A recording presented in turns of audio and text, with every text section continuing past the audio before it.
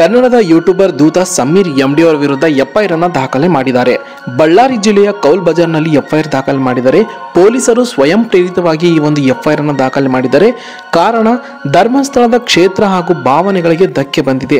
ಹಾಗಾಗಿ ಭಾರತೀಯ ನ್ಯಾಯ ಸಂಹಿತೆ ಆಕ್ಟ್ 299 ಪ್ರಕಾರ ಈ ಒಂದು ಪ್ರಕರಣವನ್ನ ದಾಖಲೆಯನ್ನ ಮಾಡಿದ್ದಾರೆ.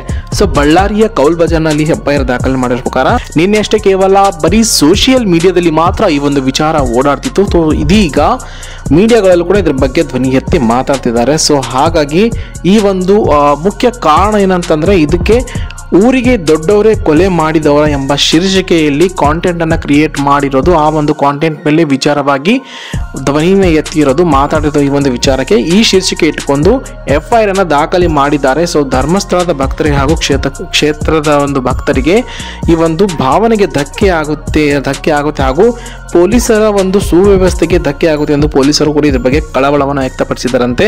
ಸೊ ಇಷ್ಟೆಲ್ಲ ಆಗಿ ಇವಾಗ ಒಂದು ಬ್ರೇಕಿಂಗ್ ನ್ಯೂಸ್ ಏನ್ ಬಂದಿದೆ ಅಂದ್ರೆ, ಸಮೀರ್ ಅವರಿಗೆ ಬಿಗ್ ರಿಲೀಫ್ ಒಂದು ಸಿಕ್ಕಿದೆ. ಹೌದು, ಬಿಗ್ ರಿಲೀಫ್ ಏನಂದ್ರೆ, ಅವರಿಗೆ ಅರೆಸ್ಟ್ ಮಾಡುವ ಹಾಗಿಲ್ಲ, ಪೊಲೀಸರು ಠಾಣೆಗೆ ಕರೆಯುವ ಹಾಗಿಲ್ಲ. ಕಾನೂನು ಉಲ್ಲಂಘಿಸಿ ಪೊಲೀಸರು ನೋಟಿಸ್ ಕೊಟ್ಟಿದ್ದಾರೆ. ಪೊಲೀಸರಿಗೆ ಹೈಕೋರ್ಟ್ ತರಾಟೆ ತಗೊಂಡಿದೆ ಅಂತ ಒಂದು ಪೋಸ್ಟ್ ಅನ್ನು ಹಾಕಿದ್ದಾರೆ. ಸ್ವತಃ ದೂತ ಸಮೀರ್ ಎಂಡಿ ಅವರ ಯೂಟ್ಯೂಬ್ ಚಾನಲ್ ಅಲ್ಲಿ ಒಂದು ಕಮ್ಯುನಿಟಿ ಪೋಸ್ಟ್ ಅನ್ನು ಹಾಕಿದ್ದಾರೆ.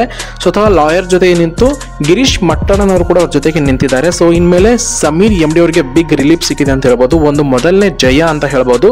ಸೊ ಹೈಕೋರ್ಟ್ ಕೂಡ ಅವರ ಸಹಾಯಕ್ಕೆ ಬಂದಿದೆ ಅಂತ ಮೇಲ್ನೋಟಿಕೆಯಲ್ಲಿ ಗೊತ್ತಾಗುತ್ತೆ. ಸೊ ಒಂದು ಪೋಸ್ಟ್ ನೋಡ್ಬಿಟ್ಟು ಎಷ್ಟು ಖುಷಿಯಾಗಿದೆ ಅಂದ್ರೆ, ಸಮೀರ್ ಅವರಿಗೆ ಬಿಗ್ ರಿಲೀಫ್ ಆಗಿದೆ, ಅರೆಸ್ಟ್ ಮಾಡುವ ಹಾಗಿಲ್ಲ, ಪೊಲೀಸ್ ಠಾಣೆಗೂ ಕೂಡ ಕರೆಯುವಾಗಿಲ್ಲ, ಇನ್ನು ವಿಚಾರಣೆಗೆ ಪೊಲೀಸ್ ಠಾಣೆಗೂ ಕರೆಯುವಾಗಿಲ್ಲ. ಸೊ ಹೈಕೋರ್ಟೇ ನಡುವು ಬಂದಿದೆ ಅಂದರೆ ಎಲ್ಲೋ ಒಂದ್ ಕಡೆ ಜಯಕ್ಕೆ ಒಂದು ಮೊದಲನೇ ಸ್ಟೆಪ್ ಆಯಿತು ಅಂತ ಅನಿಸ್ತಾ ಇದೆ. ಹಾಗೆ ಕಾನೂನು ಉಲ್ಲಂಘಿಸಿ ಪೊಲೀಸರು ನೋಟಿಸ್ ಕೊಟ್ಟಿದ್ದಾರೆ, ಪೊಲೀಸರಿಗೆ ಹೈಕೋರ್ಟ್ ತರಾಟೆಯನ್ನು ತಗೊಂಡಿದೆ ಅಂತ ಒಂದು ಕಮ್ಯುನಿಟಿ ಪೋಸ್ಟ್ ಅನ್ನು ಹಾಕಿದ್ದಾರೆ. ಸೊ ಅಂದಮೇಲೆ ಇದೊಂದು ಬಿಗ್ ರಿಲೀಫ್ ಸಿಕ್ಕಿದೆ. ಸೊ ಇನ್ಮುಂದೆ ಹೋರಾಟಕ್ಕೆ ಬಹುಶಃ ಈ ಒಂದು ಮೊದಲನೇ ಸ್ಟೆಪ್ ಇರ್ಬೋದು. ಎಲ್ಲೋ ಒಂದ್ ಕಡೆ ನಾವು ನ್ಯಾಯಕ್ಕೆ ಹತ್ತಿರವಾಗ್ತಿದೀವಿ ಅಂತ ಅನಿಸ್ತಾ ಇದೆ.